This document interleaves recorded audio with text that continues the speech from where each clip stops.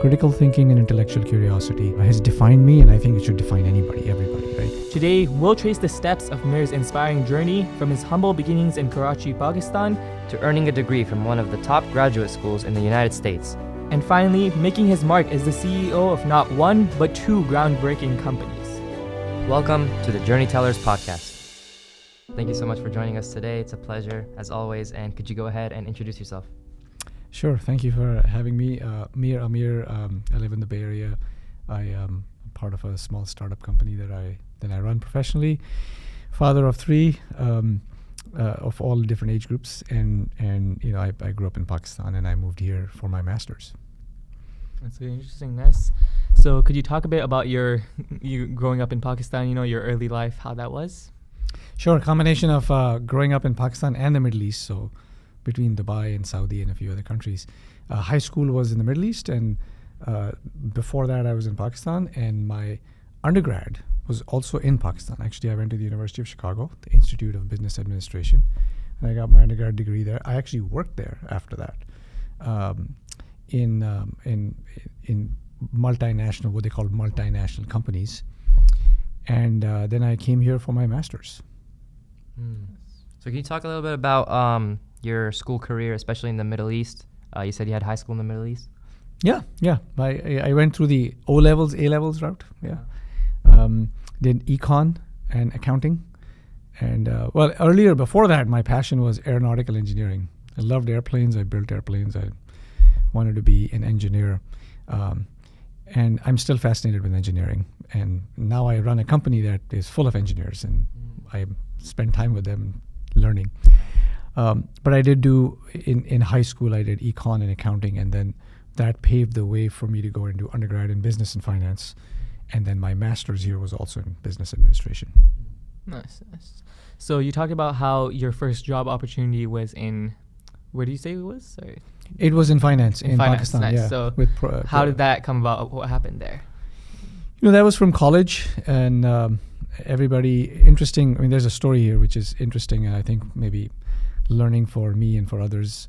So everybody wanted to work for Citibank. About half of my graduating class from undergrad business school interviewed at Citibank, because that was in Pakistan at that time one of the best places to work for finance and for others and so on. And they hired 3 people from about 40 that applied, 40 that interviewed. And I was fortunately, alhamdulillah, I was one of the 3. And I was super excited. And I left in 6 months. And everybody thought that I was making a mistake, and they would be like, "What the heck are you doing?" Even the Citibank people said, "We don't do that. People don't leave Citibank once they get here. It's a privilege to be here." But the reality is, look, you want to find a work environment where you're intellectually satisfied, where everything matches with not only your values but also what you're trained to do. And I was trained to do finance in a holistic manner, and in a work environment that needs to be collaborative, and it wasn't at that time. So the prestige of Citibank should not be, or anything should not be sufficient, in my opinion, to hold yourself back in any place. So there was a company at that time in Pakistan called Procter & Gamble, which globally is massive. It was very tiny in Pakistan. Nobody had heard about it. And they called me and they said, "Would you like to come and interview?" And I did. And that's what I did. I switched from Citibank within 6 months of graduation to Procter & Gamble, where I spent almost 3 years. And the learning for me at that time was, and I'm glad I did that, learning for everyone else who asked me, who are in college right now, is don't go for glory, go for substance. And at that point in time, Procter & Gamble was unknown. Globally, it was very well known. Pakistan, it was unknown. And so when I told my friends and relatives, "Hey, I'm going to go leave Citibank and go to Procter & Gamble," they said, "You're crazy. Nobody does that." And I did. It was one of the best decisions I made. Awesome. That's cool. Can you talk a little bit about what you do now and the startup that you're running? Sure. So I was hired by some venture capital investors to be CEO of this small startup company that is a robotics company. Actually, it has robotic automation that picks and packs your grocery orders when you order groceries online. Our robots and our automation systems with their little shop bots, we call them, with shopping bags. They go around receiving grocery products, into the bag and assemble those orders, and they bring it out front for customers who are doing a pickup order or a DoorDash driver, for example, to pick the order and go and deliver it to customers at home. So that's the company, that's our tech. It's called Fulfill Solutions. It's a wonderful group of engineers who created this technology, and we just launched our first store in Mountain View, which is, as we speak, picking and packing. Robots are packing grocery orders. It's really fun. Nice. Yeah, usually you don't think about like the technology that goes like behind that, but yeah, it's interesting. So your team then builds, I guess, the robots themselves and like the code behind it, writes the code and all of that. Everything is homegrown, home built, hardware and software. So there's a group of hardware engineers, mechanical engineers mostly, mechatronics and so on, that actually design the system and design all the structures and how it should work and so on. And the robots and the circuitry of robots, and there are electrical engineers that look at the electrical side of things and so on. And then there's this other group, there are software engineers that basically are writing code to make the robots and the automation work. And those two groups have to work really well together, and we build the whole system in-house because we believe that the unison of hardware and software is so important for precision and for achieving the kind of performance goals that are needed for this, right? You can't have an automation system that's picking and packing groceries that is breaking eggs. When you get a bag, when you get exactly. It has to be precise. Has to be high quality. So when you get your groceries at home delivered, you can't have eggs that are broken and bananas that are bruised and that kind of stuff. So, and with machines, it's very hard to achieve that level of quality and precision. So this team before me, I've just been there for a year and a half. This team, wonderful team of young engineers, have worked for 4 years before that to put this together. Yeah. That's cool. So I want to touch on a little bit. You talked about you worked at Safeway. Can you describe like the process it took to climb up that corporate ladder and to reach the spot you were at? Sure, yeah. So the journey at Safeway started before Safeway, right? When I did my MBA at the University of Chicago here, that's why I came to the U.S. to do my MBA at the University of Chicago. Wonderful school. I was fortunate enough to get an admission into that and worked really hard because you had to, and that's an incredibly difficult, intense program. I learned a lot of things, and one of the things I learned in that was how to think. So concept is one thing, subjects, concept, especially in business, even in engineering, you got to learn concepts, right? You got to learn the theory. You got to understand it. And then you got to learn how to apply it. It's important, right? But there's a third dimension to it, which good MBA programs teach you, and is how to think, how to solve problems, how to solve business problems. There's a whole logic to solving business problems, right? Making hypotheses on what's the problem, what could be not the symptom, but what's the cause of the problem, and so on. And that training led me to management consulting, a firm called A.T. Kearney. It's called Kearney now, right? It's one of the large management consulting firms, strategy consulting firms in the world. And I was fortunate enough to get an internship there and then a job there. The projects I did at A.T. Kearney mostly were focused on retailers, and I specialized in retail over a period of time. And mostly were focused on thinking about the consumer and what the consumer needs are, and how does retail address those consumer needs. Okay. All the things we just talked about how in the end, when you have a shopping experience at a retailer, whether it's Best Buy, whether it's Safeway and so on, there's certain things you expect as a consumer. So the business people have to anticipate those needs and make sure those needs are satisfied to the best extent, and that's why you become better than your competitor, and then you do that, right? So the training in terms of thinking critically and solving business problems, anticipating consumer needs, analyzing consumers, a lot of data analytics and trends and so on and so forth, that all I got while during my consulting years.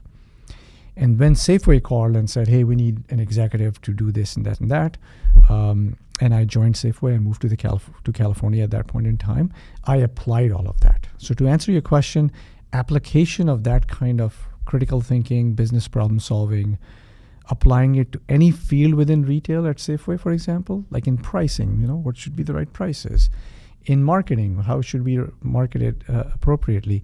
In building mobile apps, right? How should you connect with the consumers through the Safeway mobile app, right? that applying all those skill sets, naturally leads to having a performance that the company recognizes, and you climb up the corporate ladder. And all of this has an underpinning of incredible amount of hard work that all of us need to apply to be able to grow in any organization. Great points there.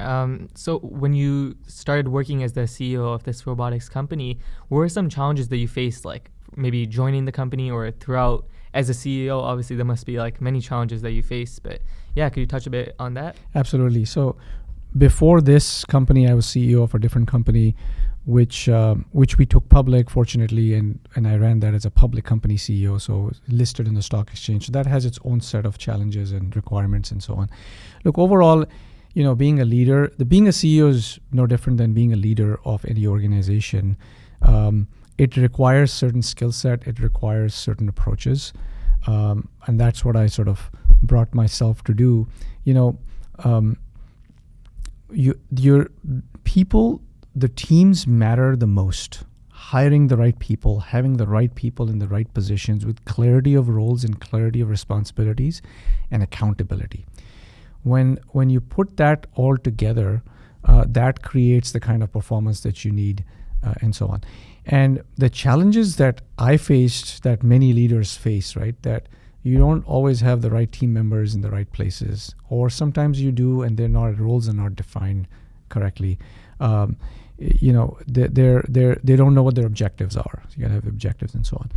And so that's how that's one of the biggest challenges to overcome. In the market, the product market fit, as we call it, a lot of companies face those challenges, and I've faced my share of that also. Is you have a product and it doesn't have a product market fit, right? Which means that, yeah, it's kind of nice, this thing looks great and everything, but it doesn't fit the need of a consumer or a customer if you have a business customer, right? So you have to work really hard in making sure that you have the right kind of product. If you don't, then how do you build or change your product to be the right product to be able to deliver it to the consumer? For example, like in my current company, right, we could spend many million more dollars in automating the delivery of birthday cakes, right? You guys have seen those, the sheet cakes that you go to Safeway for with the flimsy top that falls half the time and so on.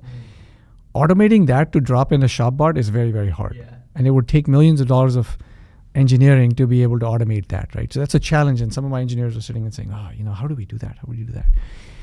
Well, the right answer is that the right space or problem to spend your money and dollars on? The answer is no, because you could easily create a different manual process to be able to do that. Or even better, you look at the percentage of sales and percentage of times that somebody actually orders that product is so tiny, it doesn't make sense. So you have to be able to prioritize. Prioritize your time, your own time. Prioritize the company's investments. Prioritize your team's time. And what sort of projects and products you're going to work on. Relentless prioritization every single day, right? And then finally, I would say the challenge that any of us I faced as leader is your day. I'm a very organized person. I organize my days, but I know, and it always happens, that half your day goes in things that were unplanned by you, because stuff happens, right? Things need your attention. You should be able to have the discipline to be able to do your stuff that you've organized, do the stuff that comes randomly.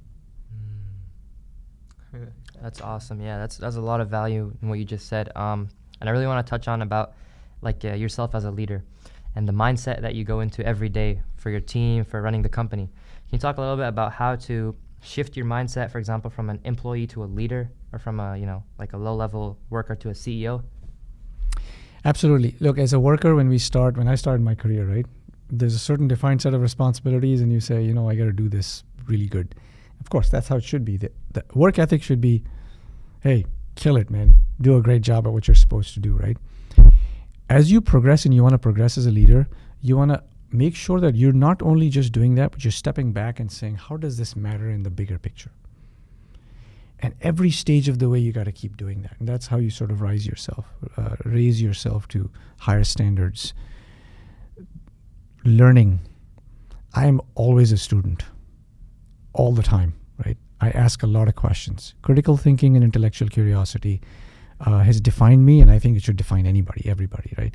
That's the recipe for success for so many people. In every subject, it doesn't have to be just a work subject. It could be anything else, right? Even on our faith, right? We just have to be curious and keep learning. So if we learn at every step of the way, that's how we grow. That's how we get increasing responsibilities. That's how we can manage more. Then as we realize that a lot of our learning happens from other people. Like I always hire people who are much smarter than me, right? Because that's actually helped my success. It's because of them, my teams, that I've been successful. Whenever I've been successful, it's because of them, right? And I rely on them and so on. But I learn from them also. It's really interesting. I like that. So as a CEO, you've probably had to make some difficult decisions. Just many there's so many things that could come up that you'd have to make a difficult decision on. So could you talk a bit about how you make that, how it feels like to make that, and kind of how to deal with making that? Yes, we're often faced with that, right? Things like a market is not working, so you exit the market. Things like a product's not working, so you got to kill the product. Especially if that product was your own idea 5 years ago, right? There's always a time and place for that. I think the two critical parts in that, to me, just from speaking for myself and how I've approached it, is one is be objective, right? Take your emotions. If it's business, you got to keep emotions out of products and the effectiveness of products or services. And when I say products, I mean services also. Whatever a business is trying to sell, right?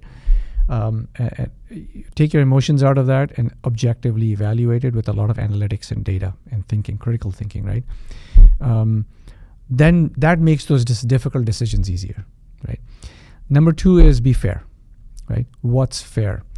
I can hang on to, as a CEO, I can hang on to a product just because it was my idea 5 years ago, but it's losing money. It takes the whole company down. We lose jobs. Investors lose money. It doesn't make any sense, right? So you got to be fair.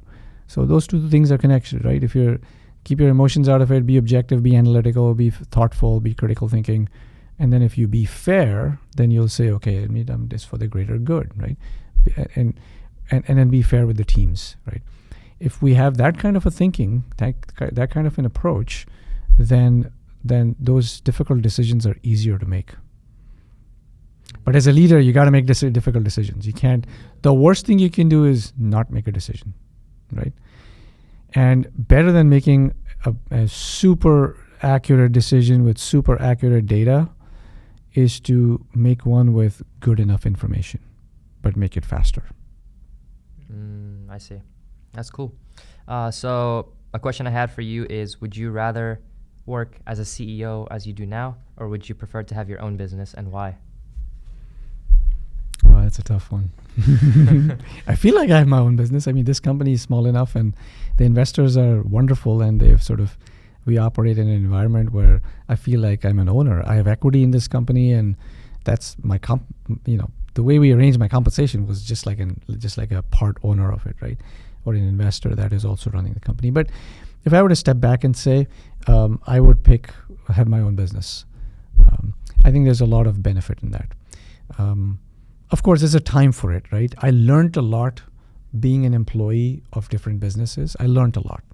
There is no substitute for learning. And sometimes others can teach you much more than you can teach yourself, okay? We got to recognize that. We got to teach ourselves too, but learn from others. But at the right time, I would say having your own business gives you a lot more flexibility to do things, solve problems your own way and try to create something that doesn't exist perhaps, try to provide a service that some others may not want to provide because it's not as profitable.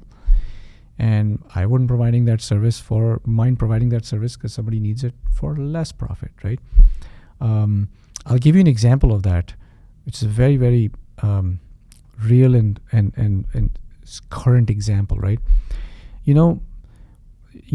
There's tens of billions of pounds of food that's wasted in America every year. And I feel very passionate about that. Part of the reason what I do in this whole robotic automation, for example, is the team, one of the founding principles of this team of doing this was to reduce food waste.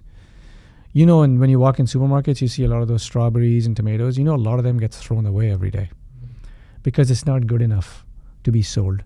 And for human beings to decide what's not good enough to be sold for when somebody's starving is just a wrong situation, right? So coming back to the business, somebody finally started this business, and what they do now is, I wish I had started it, and that would have been perfect, right? And I don't think it's very profitable business, but they will make money at some point, somewhat. They started this business where they have an app where the retailers like supermarkets, they throw in on the app all the products that are expiring in the next couple of days, and they put it at half off. For consumers who know it's expiring in a few days, but they're going to consume it today, and they get it for half off. And so this app connects consumers with retailers, and product that was going to be thrown away gets consumed. Consumers who can't afford to buy tomatoes for the full price get to buy it at half price and actually cook something with it, and it works out just fine. So again, it's going to be a tough business to make a lot of profit on. To make some, but as an entrepreneur, you can do those things, right? You can decide how much return on investment you need. Yeah, I like that concept. Yeah, it's really smart. So what's your vision for the company that you're working with right now, and how do you hope to achieve it? So, our vision as a company is that there is a lot of opportunity for online groceries to be automated. Right now, $100 billion of online groceries are ordered. $100 billion of groceries are ordered online every year in America. Okay, much more so in the globally. There are a lot of problems in being able to fulfill that. There's labor shortages.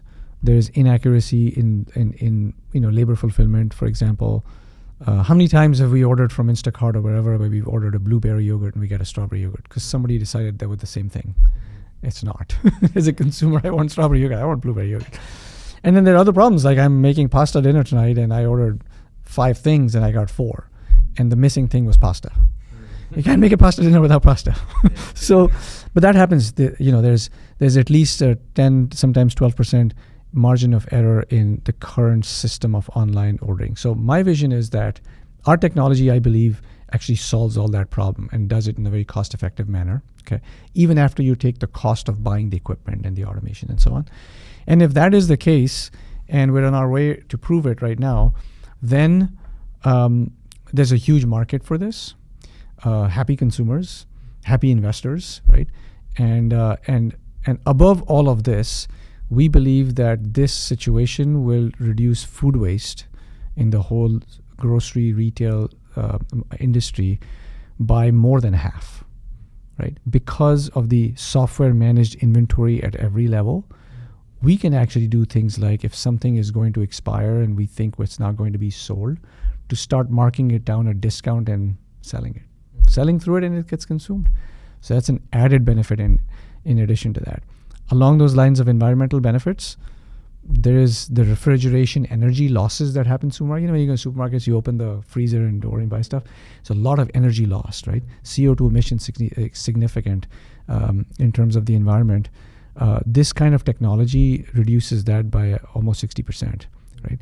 So with those kinds of performances, I believe this company can be a very big company, and this technology can be a very commonplace technology where it's being used everywhere in America and worldwide.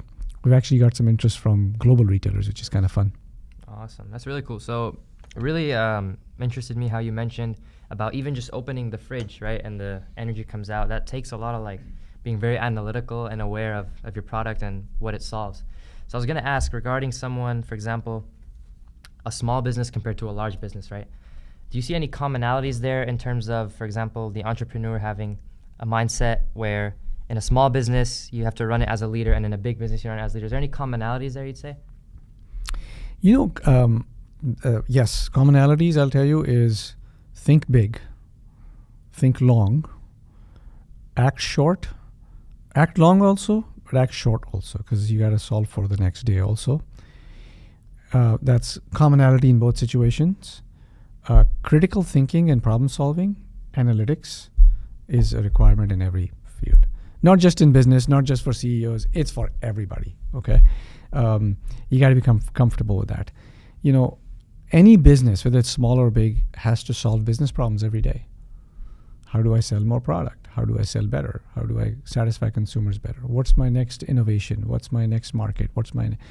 Same questions apply to every business, is small or big, and those have to be answered for it to be successful. I like that, yeah. So what's your philosophy on like spending, saving, and investing? You want to share that? For my company or for myself? Whatever you want to share. That gets to be a philosophical answer for myself, but okay, I'll tell you about me as a person, right? And I think I have to really be very careful and think hard about what do I really need in life, right? And that has to define spending, saving, and all of the above. I would say spending, saving, and donating. Okay, starting with donating everything or a lot of what we don't need, right? And then you can define your needs in certain ways and so on. So I would say that spend wisely, right? We should never overspend. For many reasons. We can go into that.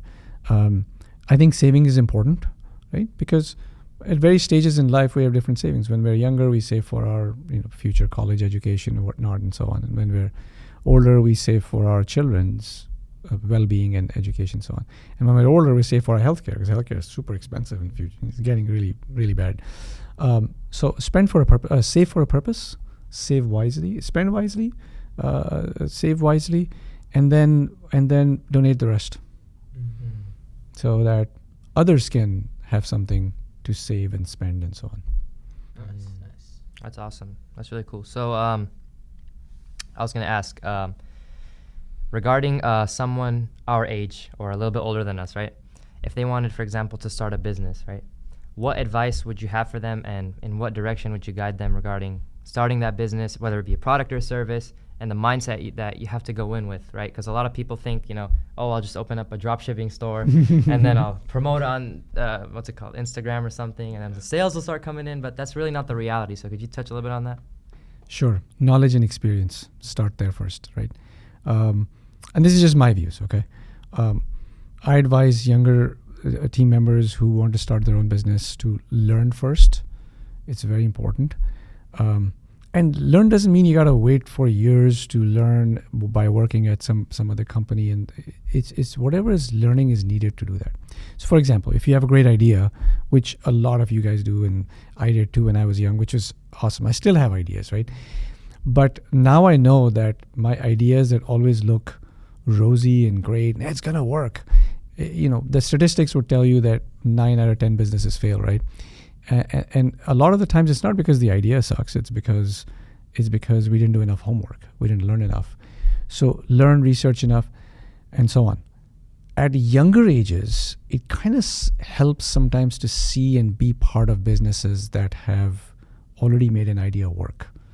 Because it takes a lot to bring a product or an idea to market to make it successful. A lot more than most of the people who have not been through that journey can forecast and understand, right? So I've given this advice to some young people. Doesn't fit in every situation, because if you have a killer idea, I would say go for it sooner than later, right? But in other cases, I give advice to younger entrepreneurs that if you think you can wait for a year, park your idea, keep working on it, and so on. But in the meantime, go get a job in a situation that's similar to it to learn how product market fit, growth, and how do you scale the business. Learn the fundamentals with experience, being inside in an environment. And while you're doing that, you're refining your idea, you're refining your business, you keep working on that, and then there'll come a time when you'll say, I'm ready, much more ready than I was a year ago, right? The worst thing you can do is go into business with a lot of naivete, because it's hard. It's competitive, it's hard, and so on. Yeah. I really like that. Nice. So was there any advice you were given at a younger age that you want to share today? Maybe something that inspired you to, take on these journeys of like helping with Procter & Gamble that you said in Pakistan, or being a CEO, something that's kind of sort of stayed with you throughout. that you would want to share today? A few things from several people. I can't point to any one person, but I remember someone very dear to me, whom I respect a lot, said, don't underestimate the amount of work you'll have to do to achieve somewhere. Rewards come with hard work. We know, Allah gives us the reward of our hard work.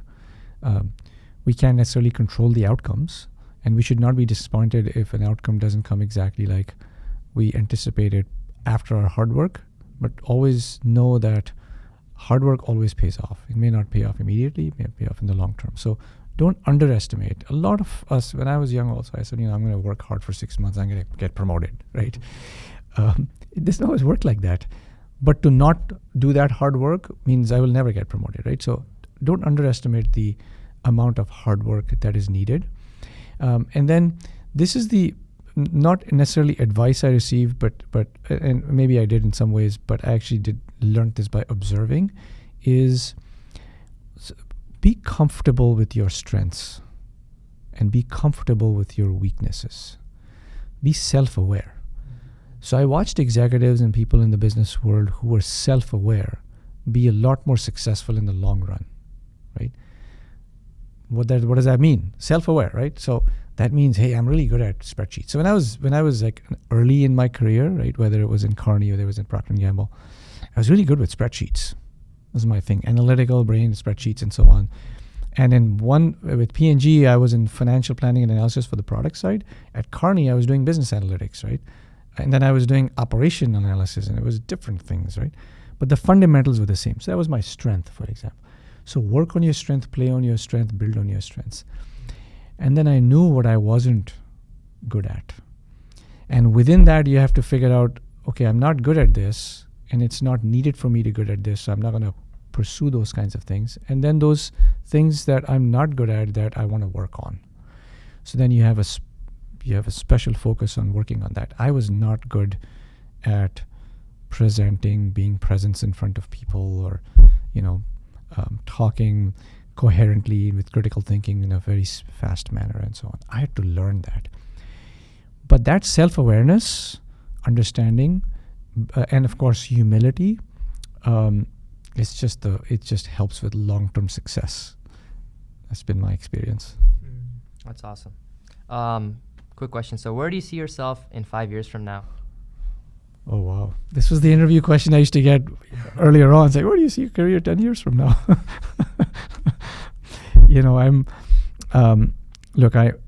I've had a wonderful career, alhamdulillah. A lot of opportunities to do a lot of fun things, work hard. And I've had the benefit of being in business transformational situations, right? Whether it was marketing transformation with digital media, or whether it's robotic transformation and so on. So what I see myself 5 years from now is actually, what I would like to do is do more to use my skills for the betterment of the world. Okay, now that's a generic statement. Everybody says that, right? So, and I'm making a generic statement also. But to be specific in that, or try to be specific at least, right, is there an idea or thought or transformational business that can be like food waste, solving the food waste problem in a bigger way? Is there a company that, for either a non-profit or a for-profit but low margin, can do something that can really help, right? Sometimes non-profits do well up to a certain time, and then it doesn't go beyond that. But there a business non-profit kind of approach mentality can sometimes help. So I see myself in 5 years, I hope, that's my objective, is to do more for helping people in using my skill sets. I like that. One more thing, you mentioned that you're working in a company with robotics and all of that. So with the rise of AI, we had a podcast recently on AI. So what are your opinions on that? Where do you plan on integrating that into the robots? Are they already integrated with the robots? Just quick random question. AI is the rage right now, and it's been around for some time. Well, it's a concept, but now it's getting a lot more discussion and attention and so on. I think AI has applications in almost everything, right? You guys know about this, whether it's healthcare, whether it's analytics, whether it's coding, whatever, right? I have no doubt, and I know, and I've talked to my teams about this, AI has application within our system, okay, in various different ways. If I were to sort of try and go out on a limb and think about examples and so on, is, our system, let's say if our system has 10,000 products, SKUs as we call it, stock keeping units, individual products, right? And on average, 10 of each in the system at any point in time. So they have 100,000 units in a system, right? Consumer demand is wavy and fickle and happening and not happening. If it's hot, people order more ice cream. If it's if it's cold, they don't, and so on and so forth, seasonal. So there is so many variables that we've historically tried to use algorithmic-based, rules-based engines and done reasonably well on, as human beings can. We've then worked on machine learning things, which is done even better because the learning happens and so on. So AI is the next evolution of that, right? I have no doubt there's application in that. Again, to solve real problems like how do we make our inventory more efficient? How do we reduce food waste in our system, right? And as you make it more efficient, hopefully what happens is you can actually deliver products to consumers for lower prices. That'd be a benefit in the end. Awesome. So for anyone who has made it this far and watching our video, so if there's any piece of advice that they could take away from this podcast, what would you want that to be? It would be one piece of advice. Yeah. Ooh, that's tough, summarizing in one piece. I will put it in one sentence, okay, which is learn a skill.